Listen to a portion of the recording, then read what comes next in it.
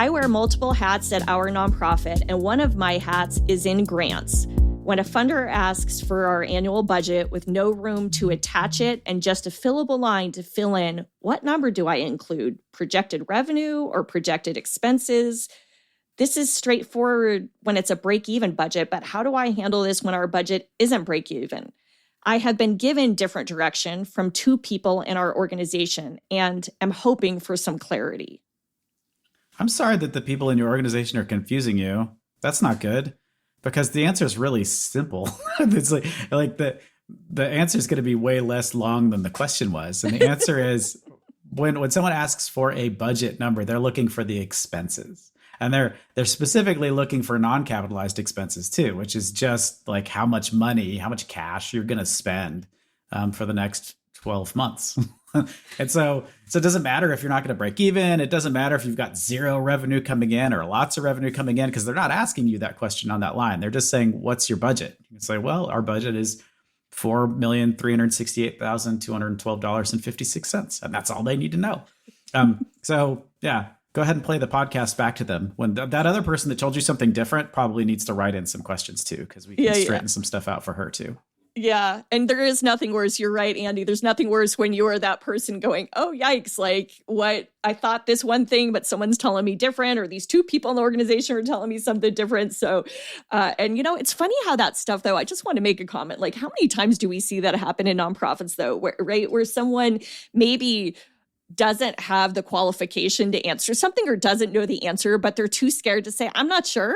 Like, so instead they make up this thing. Don't make things up. Yeah, don't make things up. Unless you have a podcast, then you can make whatever you want up. Right? No one. And just as a side note, just to make a short answer really long, funders, what are you asking for? Like, if you've just got a single line and you can't attach anything and you just want to know your total annual budget, like, what are you sorting people? Like, what is this? What are you going to use that information for? Because as the funder is, or as the question asker is implying, like, you need more in detail to know if that number makes any sense at all. So why aren't you asking for that detail or allowing somebody to attach something, right?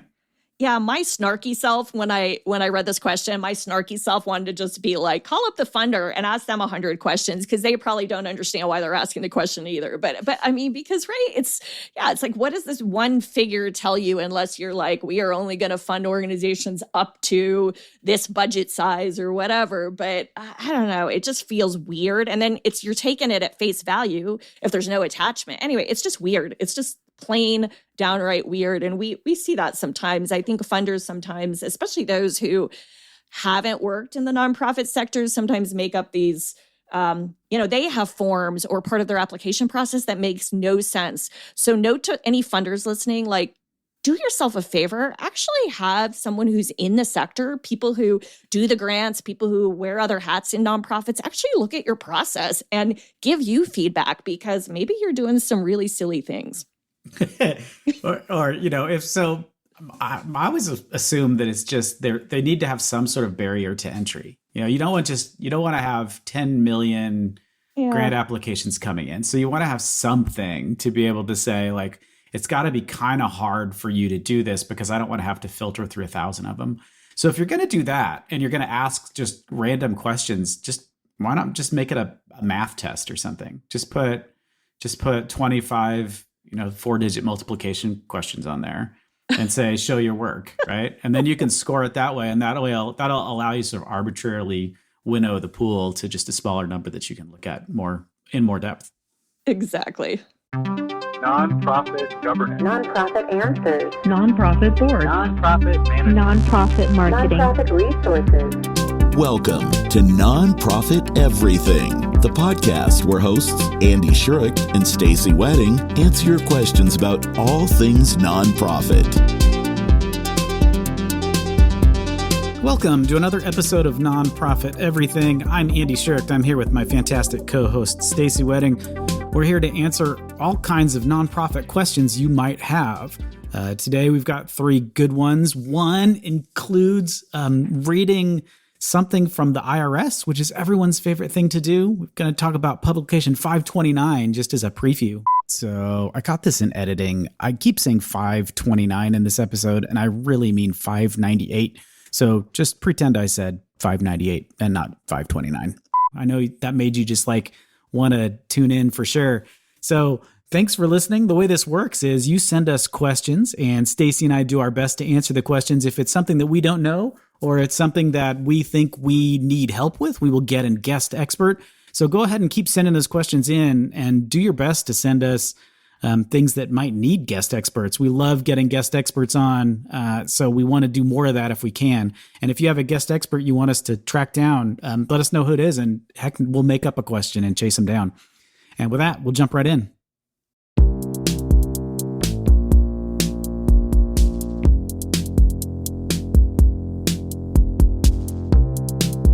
I've recently moved to Las Vegas, and I'm hoping to find a position as an executive director. It's been years since I last interviewed, and I'm wondering if there are any red flags you think I should watch out for during the interview process.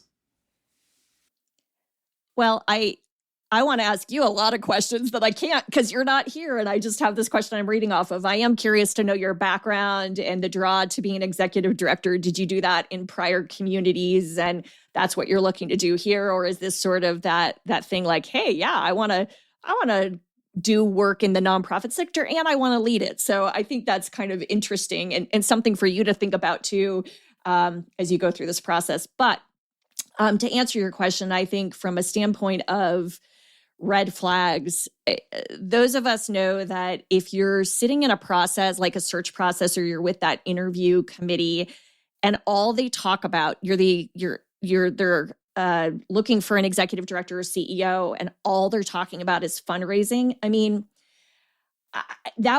it's not that it raises a red flag, but it leads me to think I would ask a lot of questions back, right? Like, where is this? So obviously this is a position solely tied to fundraising. Is there other staff to support that? How is there a dire need? Like, are you looking for me to raise my own salary in 3 months? Like, is that what you're telling me between the lines? What is the fundraising plan? Like, or do you have a plan? I think that sometimes you can see if an organization is really hungry for a particular set of skills or expertise, particularly executive directors, because there's all sorts of different types of executive directors and skill sets that they're looking for. So if they really concentrate on fundraising, I think you've got to ask some questions back just to make sure that you're comfortable with what those answers are and that it's not that position, not that situation I talked about where someone's looking for you to raise your salary in a matter of a few months, or the board's like, we're hands off. We want nothing to do with fundraising. We have no staff that do fundraising, so we just need one person who's fundraising. Okay, well, there's a lot of other components to being an executive director as well. So I do think that for me would be one thing that would kind of be maybe a yellow flag. I don't know if it'd be a red flag. I think depending on who's on that committee and the types of questions tell me a lot. So if people are if it's board members, if it's a board-based committee and they are all like in the weeds, like these really weedy questions where I'm like, holy crap, this board is so in the weeds, like they're going to drive me nuts. I think that's a red flag. I also think you can kind of feel in a room. I mean, those are weird because they're artificial environments anyway, whether you're doing it virtually or in person. It's always a little bit of a weird dynamic, but I think you can sense the energy or the synergy in the room around those at the table. I have seen people, I've been a part of being on that, like the interviewing side of these committees. And there's times where I go, wow, it's fun. Like you can tell the culture is good. People are laughing, like they're joking with each other. You can just feel that. And then there's times where it's not there. And that is tough, right? Because you kind of already know maybe there's something else going on in the organization.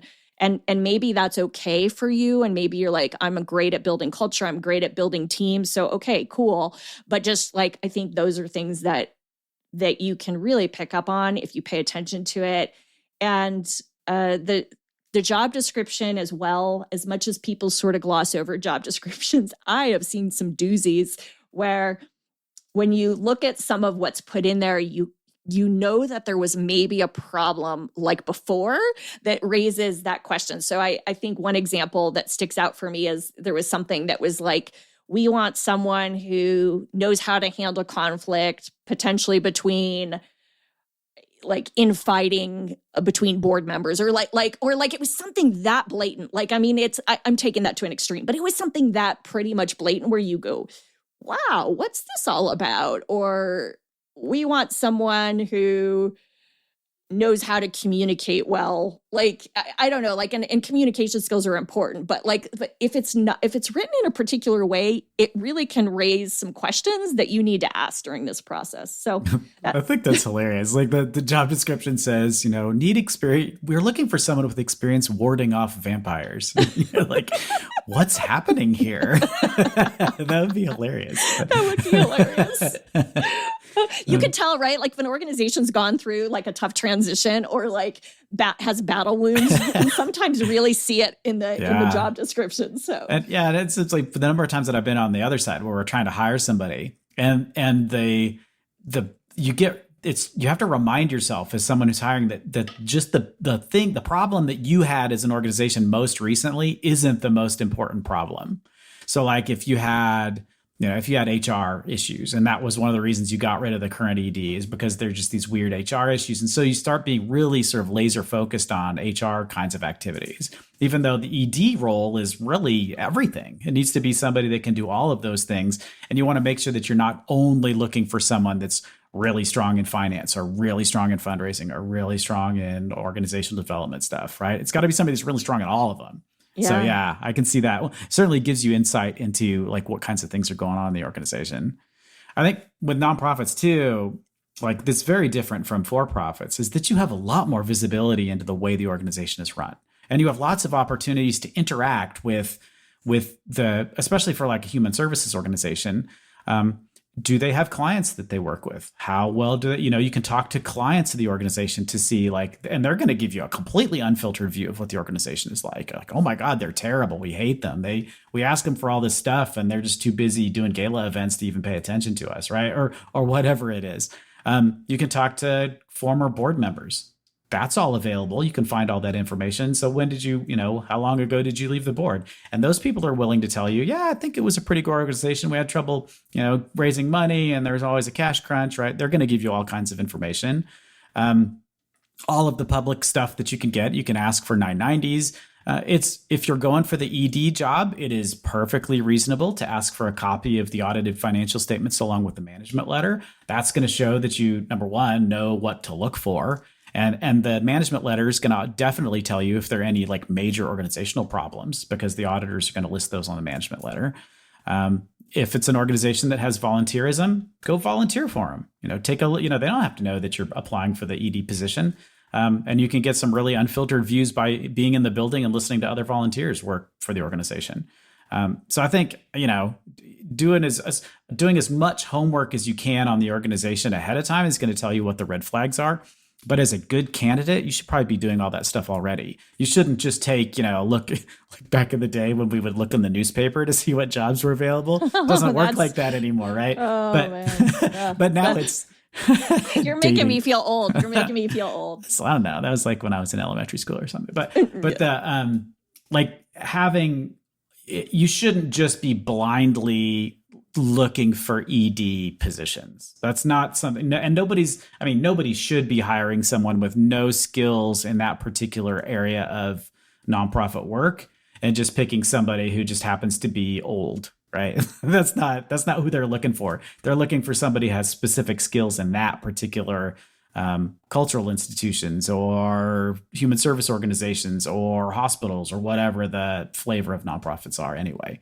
So a long way of saying that I think as a good candidate, you should know where to look for the red flags already. Ding, ding, ding.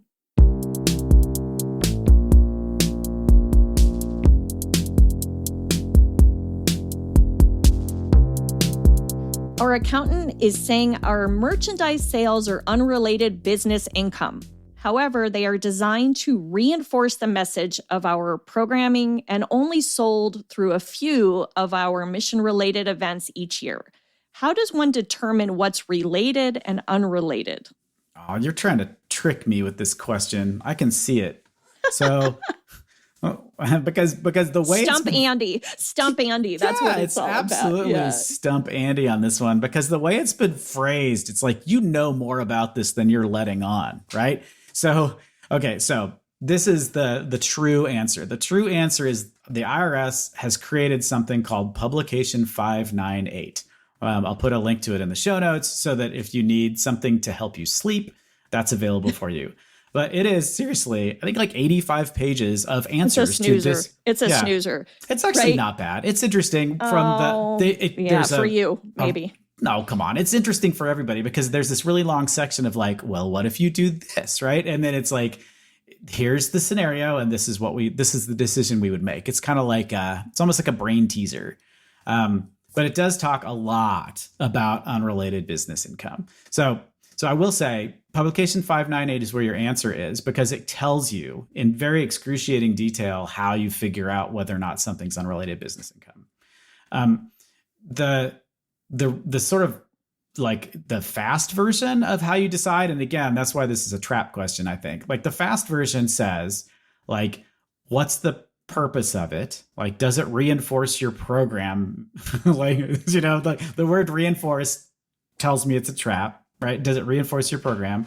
And then is it regularly conducted is the other one. So like if you have, if you just sell t-shirts once a year at a craft fair, right? That's not unrelated business income because you only do it like once. But the word regularly has different meanings to different people. Like regularly means like, what if it's a farmer's market every 2 weeks? Like, is that regularly? What if it's once a quarter at the whatever we do once a quarter? Is that regularly? How often does it need to be happening to be regular? And regular is more about frequency than it is about like whether or not you like how far apart those frequencies are. But the IRS does leave it open.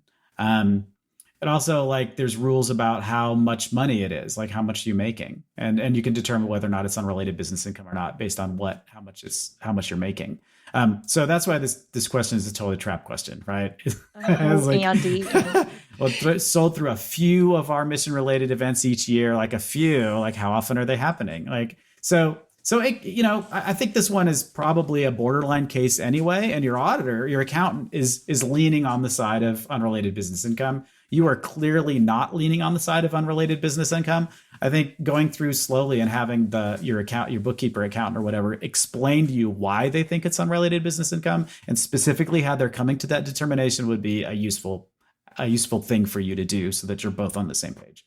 So I want to jump in. I'm going to jump in and I'm going to share two sort of real life examples and that meet one of those tests, right? There's that 3-part test the IRS has. And there's, in addition to the publication, Andy will put a link where it literally just gives you, it's a much more condensed version of, if it's a trade or business, if it's regularly carried on, if it's not substantially related to your mission. Those are that 3-part test, and it gives you like a 1 or 2 line descriptor. So if you're looking for just kind of something quick and not but I think you're going to need to dive into that longer publication Andy mentions, but I did want to just at least note that.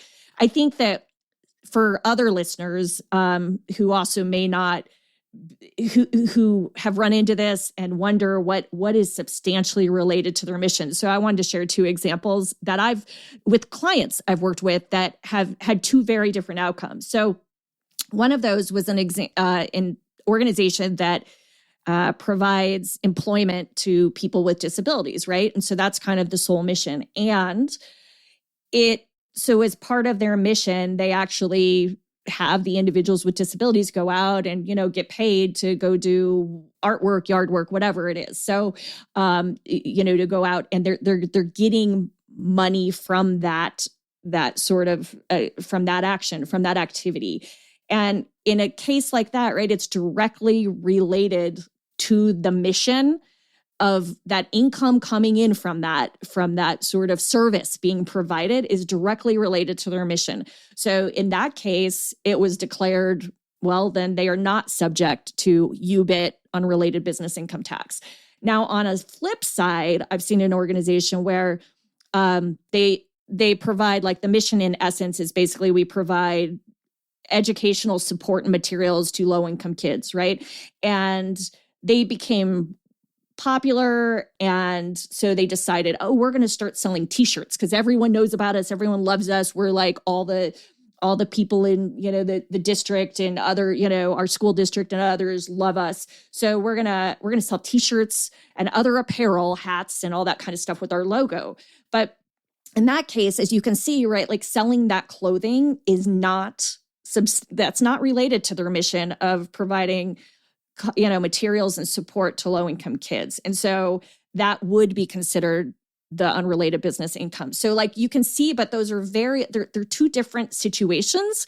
And everyone in nonprofit likes to think, because everyone makes the argument, oh, but we're promoting ourselves. And so promotion is part of like more people know about us, but it's not that core mission activity. So those are just two, that's an example that comes up a lot, is people who sell the apparel and expect that there's no tax on that. So whenever you like go into a board meeting and someone's all excited about let's create t-shirts and sell them, remind them of this. Yeah, and it's hard. So as a counterexample of one that's less clear cut. So say your organization is about getting people to go vote. And so on your website, you can buy a t-shirt that specifically says, I want you to go vote, right? That's the mission of the organization. That's the exact slogan that's on the t-shirt. You're selling that t-shirt on the internet, which means it's available 24 hours a day, 7 days a week. So it's regularly conducted. Is that UBIT? Yeah, right? I mean, these are complex. Right. And that one is, I would say that one is probably a gray area. I would suggest that one is not unrelated business income, because it is specifically telling people something directly related. I agree. Which is good, right? So this is why these get really, really hard, and you need to like really read 598 really, really carefully and make sure that you're getting it right. The other thing that I want to say, which wasn't part of the question, but I think it's lost in this conversation about whether or not it's unrelated business income and needs to be taxed or not, is like, that's actually okay. Like there's nothing wrong with doing something that raises money for your organization that you may have to pay tax on. Yeah. Like that's not a big deal. And in fact, you can, if you think of those things and they're successful and you have to pay a bunch of tax, right, that's still money that you're getting that you wouldn't have gotten had you not done that activity. So whether or not you pay tax on it, I mean, yeah, it's a drag, especially if you have to like, and then you get caught in the whole sales tax loop and that thing takes forever. I mean, it's a lot of work. So you have to consider like, is the time we're spending on this worth the money that we're making on it? But paying sales tax or paying tax on, or having to pay income tax on an activity because it's not substantially related to your mission, or it's regularly conducted, or whatever the other ones are that make you have to pay tax on it, shouldn't automatically disqualify that as a revenue generator for you. So maybe take a step back and like, maybe don't just sell those t-shirts at the events that you're doing. Maybe make them available on the website so you can sell a bunch more of them. And then you've got another revenue stream that's not dependent on fundraising, which is always a good thing. I appreciate what you're saying, because I do think that it's part of it, but it goes back to the analysis. It's part of the cost of doing business, but it's part of the analysis. And what I think is a lot of organizations don't even realize there is this thing called UBIT. And then the boards are shocked when they hear about this. So I just think it's about, let's be transparent up front. We have to explore whether this is subject to unrelated business income tax. Maybe that's not a big deal for us and we're okay, but we just need to be aware of it, like on the front end. And also, I think everyone gets, I'm a little jaded on this. I see so many people create these sort of sidelines of business, but never put like, great, we're going to create t-shirts and put them on our website. And no one cares. And like, unless you have a ton of traffic going to your website and everyone's got to have your t-shirt, you're probably not going to make that much money from it. So I just think it's about being really realistic about what energy and resource you're going to put into this. And it's like another thing to add to your plate. So I'm just all about figure it out. Like, is this worth it? Is this where you want to put your time and energy? And if you're having traction, then great, maybe it is. But take a look at it and don't just jump into these things where you kind of jump in blindly and don't realize what's going on. Because you're also at risk. You have to make sure that you're doing, that you're paying the UBIT and doing the UBIT. And I think that sometimes I find organizations, when even after they've read that publication Andy mentions and they still are not clear, they still sometimes err on the side of caution because they don't want to face fines. They don't want to potentially lose a tax exempt status because maybe too much of their activity is going to unrelated business activity. So with that said, I just think you know, you don't want to have to face those fines and stuff. So some organizations even say, all right, we've done all our due diligence. It's kind of a crapshoot. We've got a big question mark on this. We're going to err on the side of caution. The other thing I've seen, and I just want to share this one other thing, I've seen organizations that it's a local organization tied into a national organization. So whether it's an affiliate or it's a standalone organization, there's sort of a national organization. And I've seen in those situations, there's a lot of guidance they can get about how other chapters or other affiliates are doing this around the country, what expertise they've had. So it's also good if you belong or you're a part of something like that, you can check in with your network, or perhaps the national office has already done the due diligence on it. So if you do happen to be a part of a model like that, tap into those resources you've got.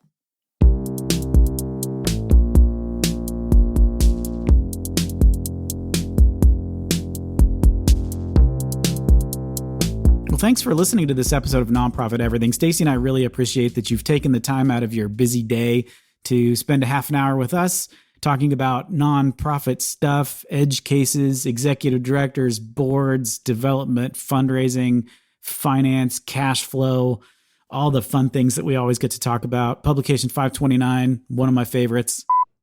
See, I did it again. 598, not 529. It's good. It's light reading. So send us more questions. You know, if you've got a guest expert you want us to harass, let us know. We'll harass anybody. And with that, thanks again for listening, and we will see you again in 2 weeks.